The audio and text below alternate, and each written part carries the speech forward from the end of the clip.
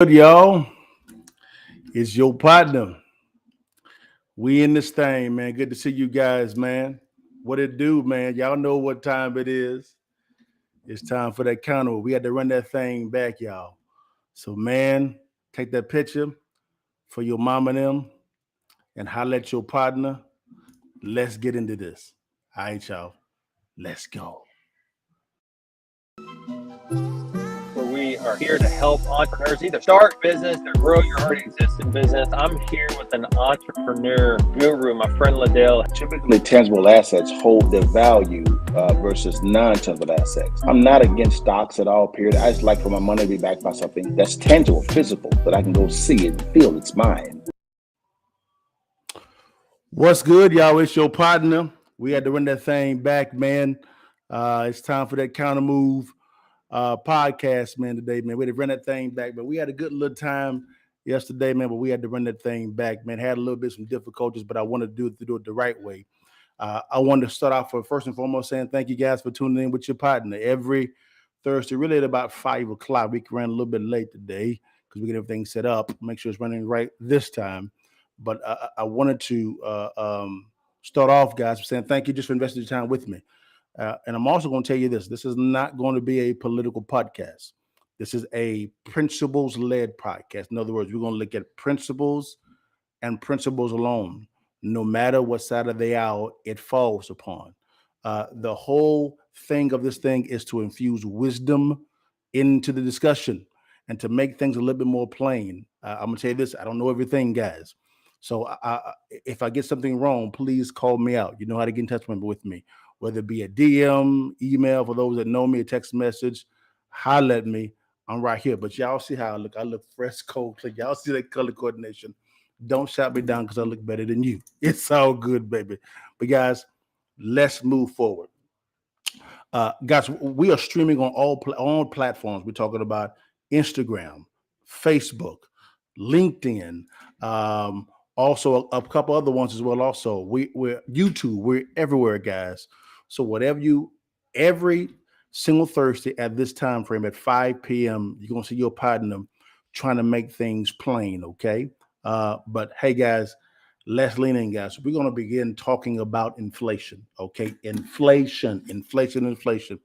We've heard that term a lot over the past 2.5 years. We've heard it a lot. And so what I wanted to do is kind of make it a little bit more plain what inflation really is. It could be a little bit of a complex thing. My goal is to make it as simple, as plain as possible, okay? So let's jump right into it. Let's begin with the actual definition of inflation. I'm going to be going back and forth between the camera as well as my laptop, okay? Let's look at this. I'm going to Investopedia, okay, to give you the actual definition of what inflation is, okay? Let's read it together. Inflation is the rate at which the value of a currency is falling, and consequently, the general level of prices for goods and services is rising. Simply put, guys, inflation is there's too much currency flowing to too few goods. Let me say it again for the folk in the back row. Inflation is there's too much currency flowing to too few goods.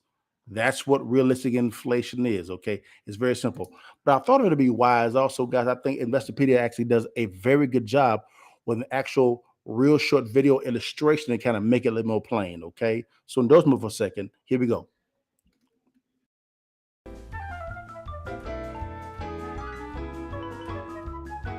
Inflation is the increase in prices of goods or services over time. Dan just got paid and needs to buy groceries. Dan heads to the grocery store and loads up his cart with the items that he needs. These items cost Dan a total of $100. A year later, Dan returns to the grocery store with $100 to purchase the same items. However, now the same items cost $105 and Dan is forced to remove an item from his cart. Dan has experienced the effects of a 5% inflation rate. Dan must pay $5 extra to purchase the same items that cost $100 only a year ago. Inflation leads to higher prices and lower purchasing power. It's usually a monetary phenomenon caused by a country printing more money than is justified by the country's wealth. When more dollars are issued for a limited amount of assets, the value of each dollar is decreased. Many countries' central banks set an inflation rate target of 2 to 3% per year.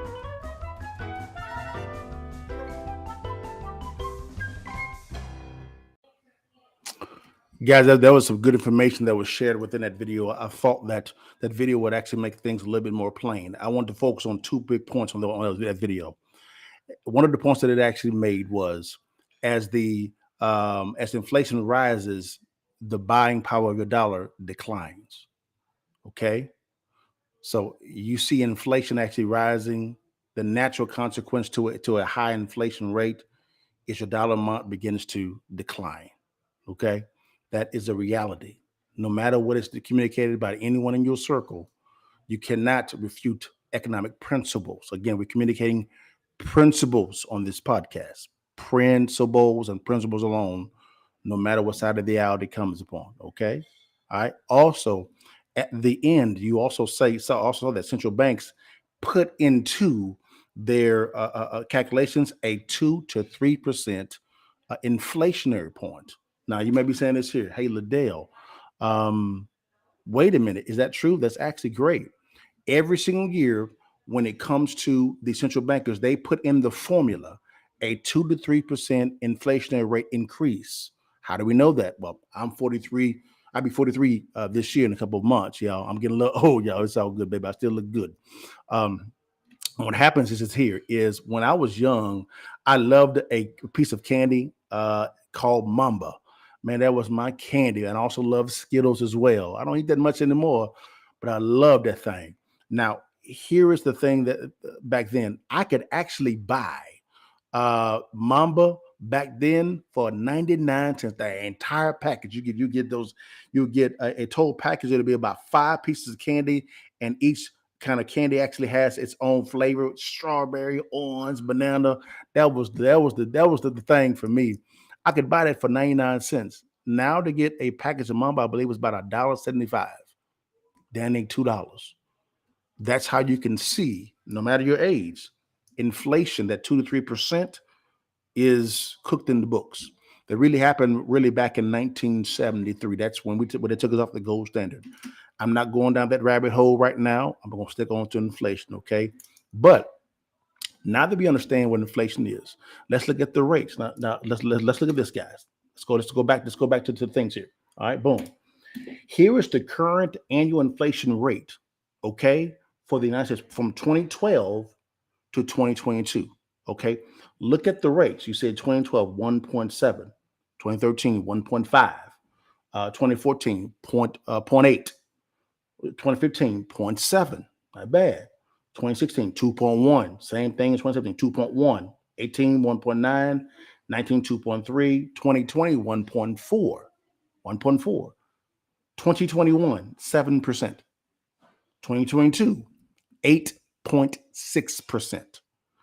Look at the drastic uptick here. Okay, now let's be fair. Between 2020 to 2022, 40 to 50% of the U.S. currency in our history has been presented. Okay, 40% of our entire country's currency has been printed between the years of 2020 and 2022. That's craziness. Okay, you're going to see how that's going to have an effect now. Now, when it came to inflation, when in early 2021, when I began talking about it, I was told that I was fear-mongering. I was told that we had a big enough GDP to kind of shelter us from that. Notice that wasn't saying inflation was not coming. I was told that it's transitory. That's a word that's made up. It does not exist at all. It's going to be temporary. And so let's go ahead and revisit what has been said about this stuff as well. All right, let's revisit it real quickly, guys. Here we go. Doubt that we're going to see an inflationary cycle. Most economic analysts believe that it will have a temporary or transitory impact. The faster than expected increase in some of those prices is actually a good sign. The overwhelming consensus is going to pop up a little bit and then go back down.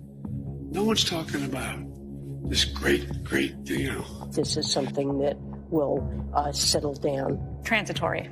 Transitory. And the data shows that most of the price increases we've seen were expected and are expected to be temporary. There's nobody suggesting there's unchecked inflation on the way. It's highly unlikely that's going to be long-term inflation that's going to get out of hand. I don't know anybody who's worried about inflation. Over the last couple of months, we actually saw it trended downward. President Biden's chief of staff, Ron Klain, enthusiastically retweeted an economist who had said in part most of the economic problems we're facing, inflation, supply chains, et cetera, are high-class problems. What is the Granholm plan to increase oil production in America? Oh my God, that is hilarious. Well, the number one thing that the president can do is help get COVID under control. That we know is the root cause of inflation. President Biden this afternoon saying he thinks we're at the peak of the crisis right now and that lower prices are on the way. All right, guys. As you can see, you can't spin your way out of economic principles. You can't do that. Again, I played that, guys, to show you the verbiage that was going on when you saw this begin to happen. When you saw this begin to happen. We see that. You can't spin your way out of inflation because you violated economic principles. Remember, let's go back to the definition of inflation. It's too much currency flowing to too few goods. It's that simple, guys. Don't make it complex. Make it very simple and concise. This is the reality no matter who is in office. This is the reality because you cannot negate or go against economic principles and not think there's going to be a consequence. That's what's going on. So let's talk about what actually causes inflation. Okay, let's go to the next point. What causes inflation, guys? Well, money supply. Remember, as the currency rate, as the inflation rate goes up, your buying power goes down. So the first thing you got to talk about is the money supply. Well, I think it's wise to see exactly how money was actually created. Our Fed chairman actually went on 60 Minutes and actually talked about this. Okay, let's see what he actually said. Here we go. Simply flooded the system with money. Yes, we did. That's another way to think about it. We did. Where does it come from? Do you just print it? We print it digitally. So we as a central bank, we have the ability to create money digitally, and we do that by buying treasury bills or bonds or other government guaranteed securities, and that actually increases the money supply. We also print actual currency, and we distribute that through the Federal Reserve Bank. Did you hear what our current Federal Reserve chairman just said? They flooded the system with money. They flooded the system with money. I didn't say that. He said that. Now, some folks are going to say, well, it's because of COVID.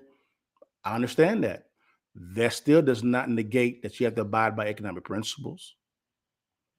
Okay? You just had our Fed chairman just say he flooded the zone. I call it the zone, but he flooded the system with excess money. Let's go into a little bit more perspective.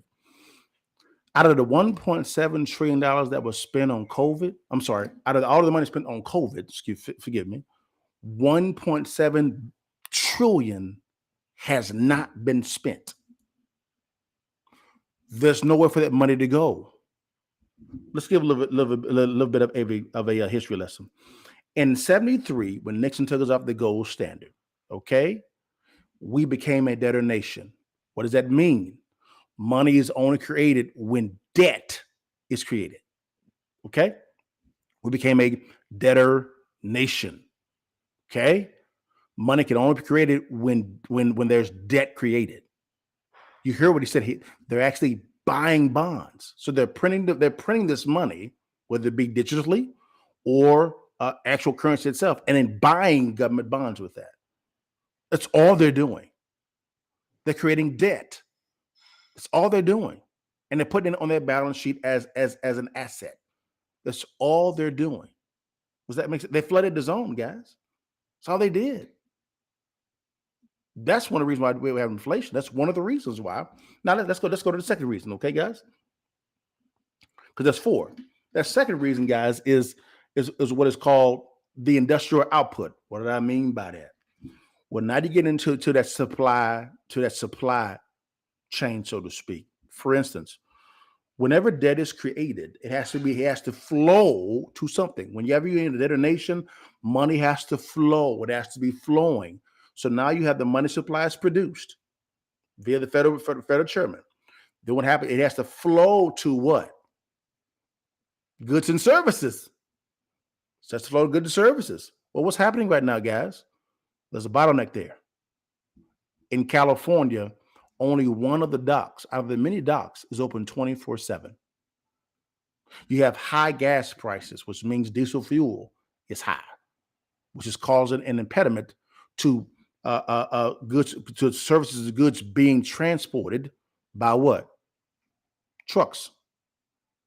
There's a bottleneck situation going on right now. So therefore, money is not flowing. So the 1.7 trillion that hasn't been spent yet, it has nowhere to go. So it's like a big old balloon kind of bubbling up. I hope that makes some sense, guys. All right. So whenever you hear about supply chain issues, think of, okay, money has to flow somewhere. It has to flow to the supply chain issue, through the supply. Hello, there's nowhere to go. Debt is created, debt has to be attached to something. It has to be attached to what? Supplies, goods, services to be produced. Does that make sense? So it can be delivered to consumers. Simple, guys. All right, that's step 2. Step 3, guys. Employment. We just heard something come out today, guys. Why? Unemployment claims have went up. Now, why would employment be an issue when it comes to inflation? That's a great question. Well, if debt is created, money supply.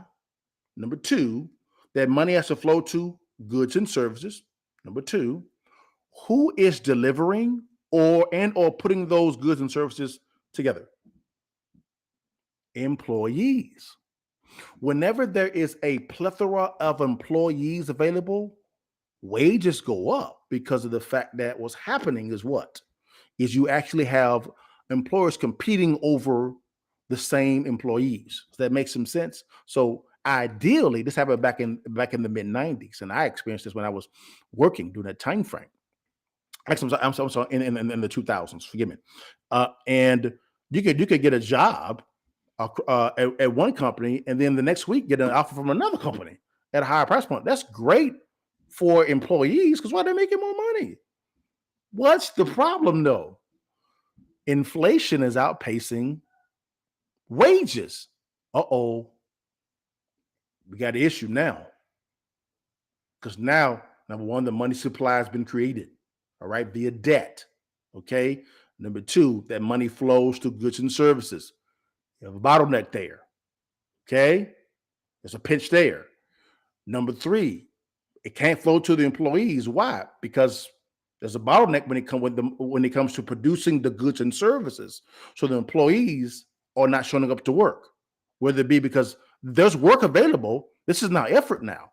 You actually have McDonald's, Burger King offering signing bonuses, $12 to $15 an hour and signing bonuses in Texas, out of all places. Texas, a signing bonus for McDonald's? Huh? How that makes sense? So is McDonald's now the NBA and NFL now giving signing bonuses now? Huh? Now I understand that some corporate places do give signing bonuses. Let's give it 100, guys. But what I'm saying is these are fast food places, and they're having trouble finding employees. Why? No one's showing up to work. No one's showing up to work. Come on, guys. So step 1, money supply, debt created. Step 2, money is not flowing to the supply in goods and services. Why? There's a bottleneck there. Step 3, money not flowing to the employees. Why? There's a bottleneck in the supply and with the goods and services, so that a lot of employees not even showing up to work at all. Period. At the exact same time, there's work there, but they're not showing up. So now you created a domino effect. All right. Step 4. It's a term called the velocity of money. All the velocity of money means, guys, is how fast can it go? How fast can money move from A to B? That's all the velocity of money means. A to B. That's it. That's all it is, guys. That's all it is. I hope that actually makes some sense. So let's walk through this thing. Money supply is created. There's a bottleneck. And that's created. Debt is created. Number 2, the money is trying to flow to goods and services, but there's a bottleneck there. Number 3, the money can't flow or is trying to flow to the employees. There's a bottleneck there. Number 4, the velocity of money. Money is not moving fast from A to B. Now you have a problem now because we're in a debtor nation. And when you're in a debtor nation, if the money is not flowing or if it's not moving properly, don't be surprised if you experience inflation. Because why?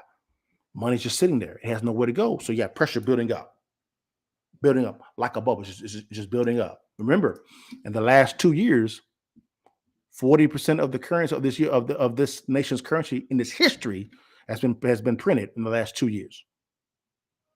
Now, all right, guys, I don't want to bore you too much with bad news, but I'm just giving you the reality of how valuable principles are.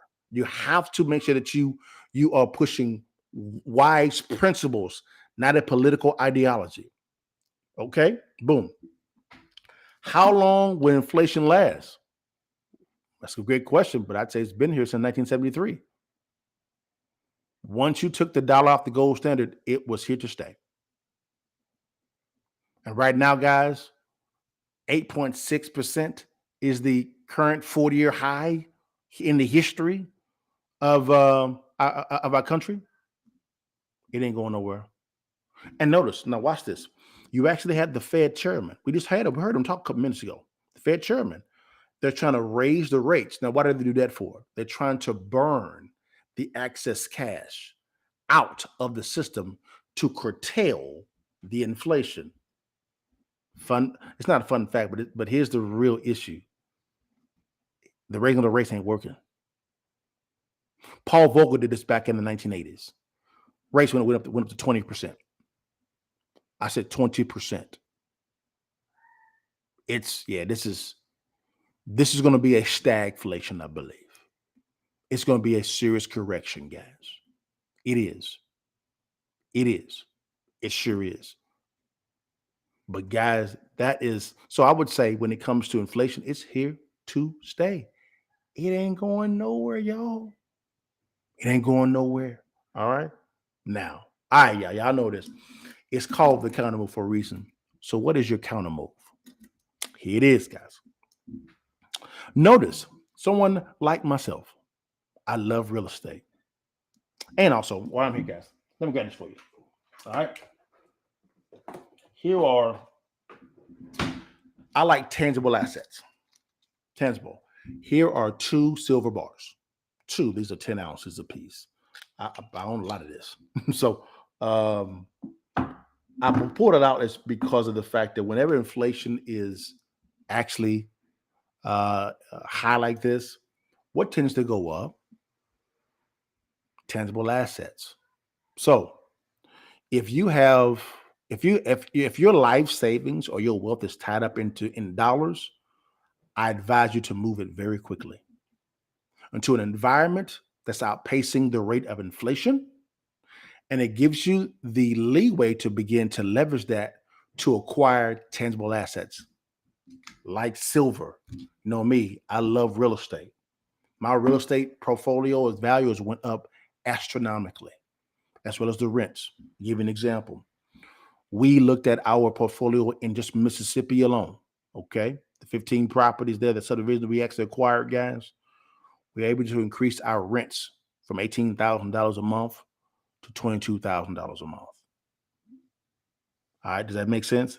Our debt service is going down from $13,000 down to $9,000. So we were able to increase our monthly intake at the exact same time, decreasing our debt liability. What's 22 minus 9? You do the math. That's $13,000 a month. Not bad, is it? That's just 15. We have 18 that we're building to. So I would say if you have a 401k, an IRA, a Roth IRA, or 403B, whatever type of retirement account, I would move that money into a more favorable environment for your context. Now, again, I am not a financial advisor or wealth manager or a CPA or accountant. I am not that. I am somebody giving you what I do personally. You can do what you like to do yourself. But if I were you, I would put my money into an environment to where it's more favorable to me. I'm making a higher rate of return. I like life insurance contracts and policies because it gives me the flexibility to outpace the inflation rate currently, and I can get access to the cash in anywhere from 3 to 5 days easily, and then I can make my investments into something tangible. Now, am I against stocks? No. If you know how to navigate stocks, man, do your thing. Do your thing. For me, guys, I'm not a stock guy. I like my money buying something tangible, specifically right now. Those that do not move your funds into a more favorable place, because I've heard a lot of people reach out to me and say they're getting slaughtered in their retirement. I'm not surprised. When economic principles are violated, what do you think is going to happen? You can't kumbaya your way out of this. You have to walk in wisdom, understanding, okay? Not to debate, to understand. And begin making decisions not just for yourself, but for your children's children, okay? Stop planning for Saturday night and begin planning for 3 generations. More than ever right now, you got to do that, guys. You got to do that. Because right now, guys, there's a recession right now, guys. It's around that corner. And it is not going to be pretty. I'll give you an example. I'm also in the private equity and venture capital business as well. I had a colleague of mine reach out to me, and this is about 3 or 4 months ago. And there was a company that needed some additional cash infusion. And they reached out to me and said, can you help out? I looked at their balance sheet and P&L statement. It didn't look that good at all. So I went down to the facility, loved the facility. I loved the vision where it was going, didn't like the management team that was there. But I said, all right, guys, it's very simple. I said, you have nothing here valuable, nothing at all valuable, nothing but your real estate. I bring the debt, but I want the debt secured by the real estate. He was like, and no. I said, thank you for your time. What happened after that, guys, was very simple. I got a phone call about last week. Hey, Dale, there's another partner in the deal that wants to, he needs some cash as well. I said, really? Okay. That makes sense to me. And so one of the partners that was going to be on the management team, he ran out of cash too, which is what I saw that on his balance sheet. I saw that on the P&L. I saw it already. I saw it. And so now he needs cash. So now they said, hey, Dale, come on back to the deal. And I said, Now the deal has changed. Now watch the counter move, guys. I'm not only getting a more larger share in ownership on the Egyptian business, I'm also getting a larger share in another business that we were going to use as our takeout side. I said it, guys, the deals are coming. They are coming, guys. They are coming because what a crisis does, guys, and I'm watching on Instagram as well. Duval, you're spot on, Duval. Diversity is key. I would say when it comes to diversity, master one thing, then diversify. Master one thing first, then diversify. Don't diversify up front. Master one thing, then diversify. Now, why do I say that? Once you master one thing and it begins to make you some cash flow, because cash flow is king, you can begin to then diversify. Because now cash flow has solved problems now. You're going to see a lot of businesses that are asset rich, but cash poor. And they're going to need a cash infusion and they can't get the capital. Who can? We can. We got it. So there's going to be a lot of businesses we're going to be able to buy for pennies on the dollar. You know, real estate, I'm going to kill the game on that one. You know your partner on that one. I'm gonna kill the game on that one, guys. Will price points keep going up? Maybe. When it comes to homes, it may keep going up, but the value is probably going to go down because the correction is going to happen. Because people are going to want to get a certain amount of money for their properties because of the fact that, to be honest with you, they're going to owe more than the property is going to be valued at. I see about a 30 to 40% correction in Dallas, probably about 30%. Austin, Texas, 50%. Austin, as I said before, is going to get slaughtered. Houston, yep, it's going to be tough. All the major metropolitan areas in real estate are going to get hurt fairly bad because a lot of the foot traffic is there.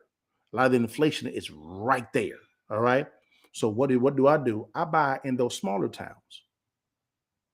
That's what I kind of do, guys. Why buy in Temple? And this is for Texas, Killeen, Waco, Diboll, Centerville, Arkansas, Mississippi, Alabama, Mid-America as well, guys. There's so many, Georgia as well. And there's so many deals out there right now. And there's so many coming also, guys. So here's the big thing about it. What a crisis does, or recession or repression does, I'm just going to say crisis. What it does, it shows you your blind spots. Here is the counter move. Because as a man thinketh in his mind, so is he. Here's the counter move, guys. Those that are prepared will see success that they've never seen before. I'm going to say this, and I'm repeating after the Robert Kiyosaki's and Patrick Davids. Guys, moving forward, the middle class will become the millionaire. The billionaires will still be the billionaires, the rich, wealthy. And the current middle class will become the poor. Because all the money is going to be tied up in what? Dollars. As we know, when it comes to inflation is when there's too much currency in the system, your buying power of the dollar goes down. So if all your wealth is tied up in dollars, you better counter move now. If you don't know anybody that can help you out with that, just let me know, guys. I can always refer you over to some people, man, that I currently use. I make no money on it at all, period. It's just a service that I provide for people that don't know where to start. That's it, guys. If you want to be an investor, I would say this here. Being a passive investor is dead. That needs to go. You have to be very intensive in what you're doing now. Very intensive. As Duval said on Instagram, targeted investing. Intensive. All right? This is what you do. If you want to be I'm going to say in real estate, let's say you're with real estate. If you want to be an active investor, not a problem. What we're doing now is we're almost done with our real estate course. Hey, you're welcome to get our real estate course. We'll go from step by step. We're talking about subject to investing. We're talking about how to buy and flip your first home in 90 days. We're talking about how to put together a scope of work, how to market as well for real estate as well. No matter the economy, it's going to be a lot of courses that we're going to offer in that as well. If that's not your flavor, that's okay. No problem with it at all. We also have about to launch our real estate fund. Those passive investors, what I would do is I would move your money over to life insurance environment and then over to a real estate fund. Why? You become owners of the fund, and the fund goes out and acquires real estate, and you get an annual return paid out really quarterly. To be honest with you, paid out that way, guys. And you're getting the best of both worlds. If you want to be a passive but intensive investor, partner with somebody that you trust. No, if that makes some sense, guys. But guys, that's really all I had, guys. For me, I always say passive income is king. Learn how, I'm going to teach you guys how to leverage your earned income to generate you passive income so that you are truly financially free. Time, so you spend more time with your family, and also make what I call boss moves. The opportunity is here right now. Those that have the wherewithal and also have access to wise counsel to have to make decisions, you will reap the rewards in a way that you have never seen before, guys. Guys, man, thank you so much for your time, guys. Let me see if we have any questions at all. I had a question from on Facebook from Casey. Said, do you think this actually was all a plan since 1913 established the Federal Reserve? Whew. That's an interesting question. Casey, I'm going to answer it this way so I can make it easy, okay? I would say, and I'm going to begin back in 73. All right, so I can keep it more recent. Nixon knew what he was doing for taking us off the gold standard. He had to, because everybody was calling for their gold.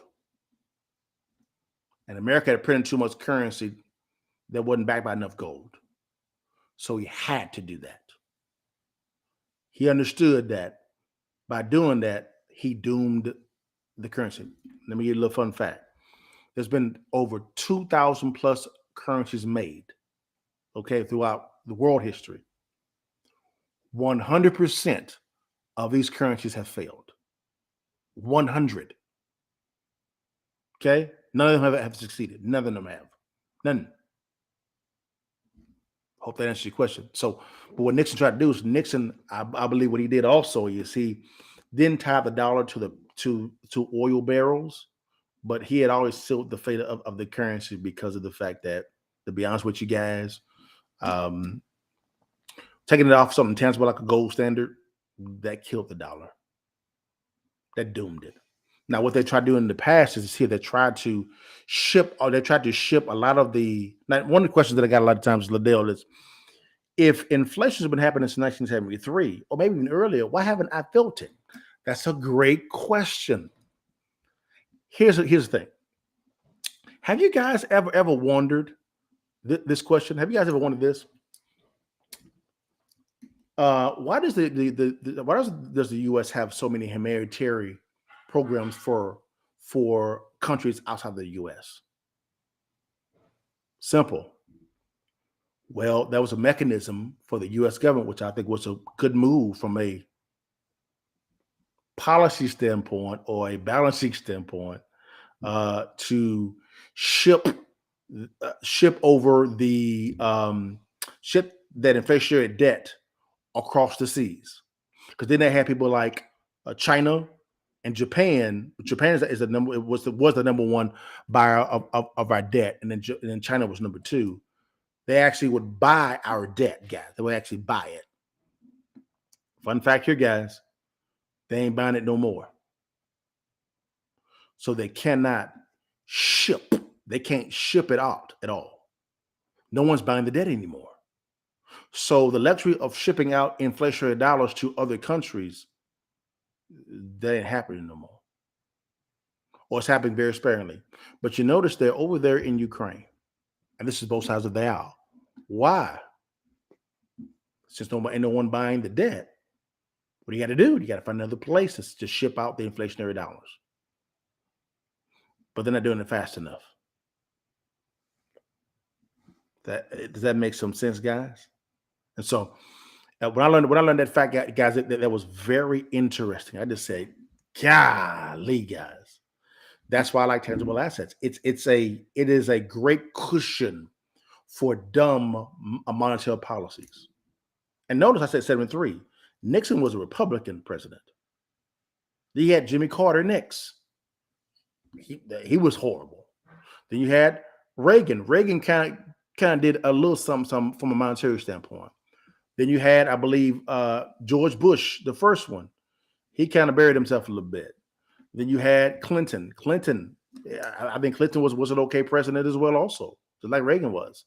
Then you had Obama. Obama had his good moments and his bad moments. I wasn't really in favor of a lot of his monetary policies. Then you actually had Trump. Trump did have some good things and bad things as well. I didn't like some of the stuff that he did as well also. The one thing about it is I believe these guys knew the ticking time bomb was upon us.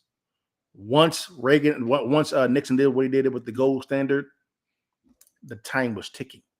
It was ticking, and they all knew it, and they all know it now. And so I want you guys to begin to listen to the verbiage coming from our Fed chairman, our Secretary of Treasury, our president, our political leaders, no matter if they are Democrat or Republican, no matter or independent. Listen to the verbiage that they're saying and ask the question when it comes to inflation. How is this going to curtail inflation? When you go and sit down and talk to these political people running for office, ask them those tough questions. What are your solutions for inflation? If your answer is like, that's a Federal Reserve problem, he ain't. Nope, that person does not need to be in office. Nope. You cannot be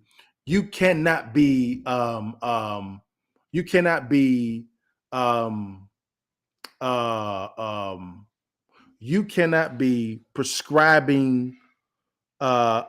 You can't be in charge of a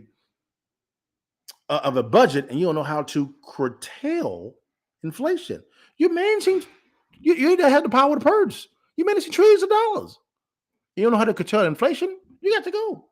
Sorry. No matter if you are D or an R. If that makes sense, guys. So, guys, man, that's all I have for today, guys. Man, I would just say prepare.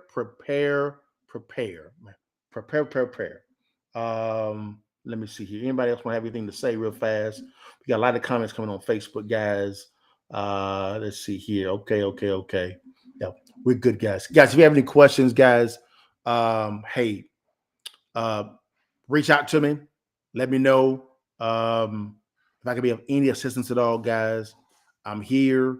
DM me. I'll answer the questions that I have. And if I don't know the answer, I'm not afraid to say I don't know. Let me get back with you, and I can see if I can get the answer for you.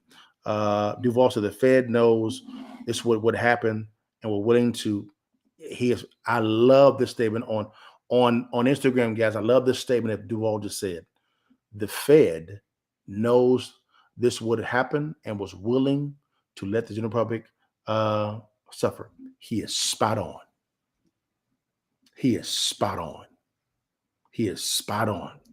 Great point, Duval. Phenomenal point, man. I love it, man. But guys, man, thank you for your time, guys. Appreciate you, man, for really joining the podcast, guys. Every Thursday, guys. Every single Thursday at 5 p.m.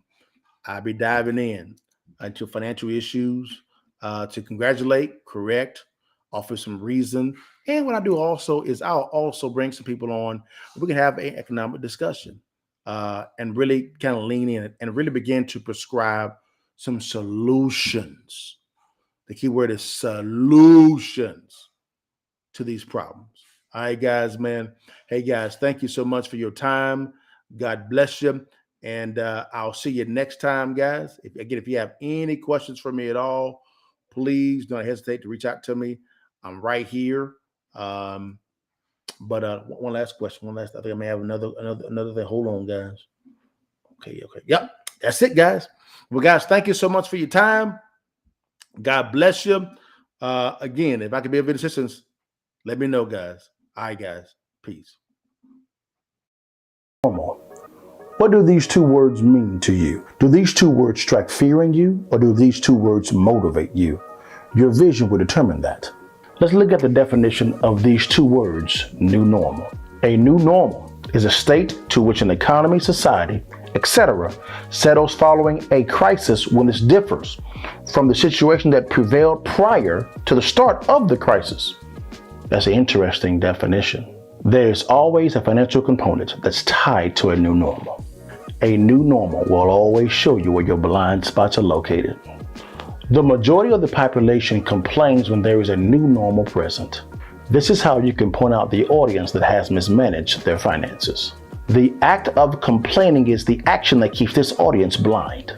They are not solutions oriented. The audience that has a growth mentality operates by the simple principle, no matter the circumstance. Money is an idea, not a currency. Once you understand its principle, currency will begin to flow to you because you have become a person of value, and value attracts currency.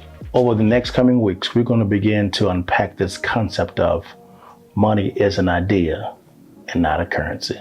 Let's go. Let's get it.